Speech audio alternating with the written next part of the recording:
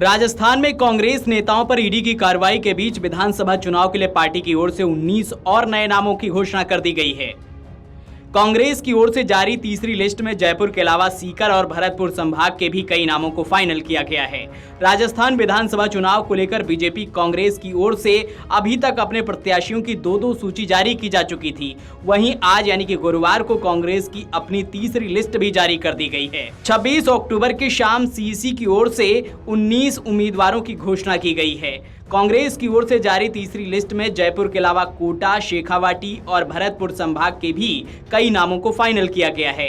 इस लिस्ट में पार्टी की ओर से सपोटरा के विधायक और वर्तमान में गहलोत सरकार के पंचायती राज मंत्री रमेश चंद मीणा का भी नाम फाइनल किया गया है। वहीं पायलट गुट के कई नेताओं को भी इस लिस्ट में जगह दी गई है, जिनमें राकेश पारीक, हरीश चंद्र मीणा और GR खटाना जैसे नाम शामिल हैं। खास बात यह है कि भाजपा विधायक शोभा रानी कुशवाहा, जिन्होंने एक दिन पहले ही झुंझुनू में हुई प्रियंका गांधी की सभा में कांग्रेस का दामन थामा था, उन्हें भी पार्टी की ओर से प्रत्याशी घोषित किया गया है। बसपा के टिकट पर चुनाव जीतकर कांग्रेस में शामिल हुए वाजिब अली और एक निर्दलीय विधायक का भी प्रत्याशियों की सूची में नाम शामिल किया गया है।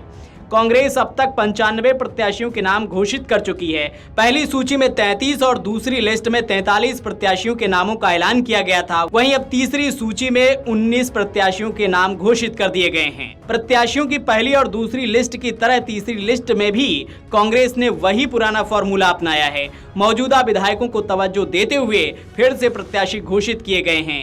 गुरुवार को घोषित की गई सूची में एक और मंत्री का नाम शामिल है। रमेश मीणा को फिर से प्रत्याशी घोषित किया गया है। इससे पहले जारी हुई सूचियों में 20 मंत्रियों को फिर से प्रत्याशी बनाया जा चुका है। अब रमेश मीणा को भी प्रत्याशी बना दिया गया है। राजस्थान में विधानसभा चुनाव की लड़ाई जोरों पर है। बीजेपी और कांग्रेस सियासी दांवपेच आजमाने में कोई कसर नहीं छोड़ रहे हैं। नाराज और बागी नेताओं की भी खूब मान मनोबल चल रही है, रिझाने के प्रयास किए जा रहे हैं। हालांकि राजस्थान के जनता की मूड की अगर बात करें तो यहाँ की जनता वैसे भी हर 5 साल के बाद सत्ता परिवर्तन करती रही है। ऐसे में ये समीकरण बीजेपी के फेवर में दिख रहे हैं कि यहाँ के इतिहास के हिसाब से बीजेपी को फिर से सत्ता मिल सकती है। लेकिन राजनीति में कुछ भी असंभव नहीं है कि आखिर कब समीकरण बदल जाएं और सत्ता परिवर्तन हो जाए। इसलिए बीजेपी राजस्थान फतह के लिए एड़ी चोटी का जोर लगा रही है। वहीं कांग्रेस फिर से एक बार सत्ता में वापसी के लिए पूरी ताकत झोंक रही है। Video desk अमरउजाला.com।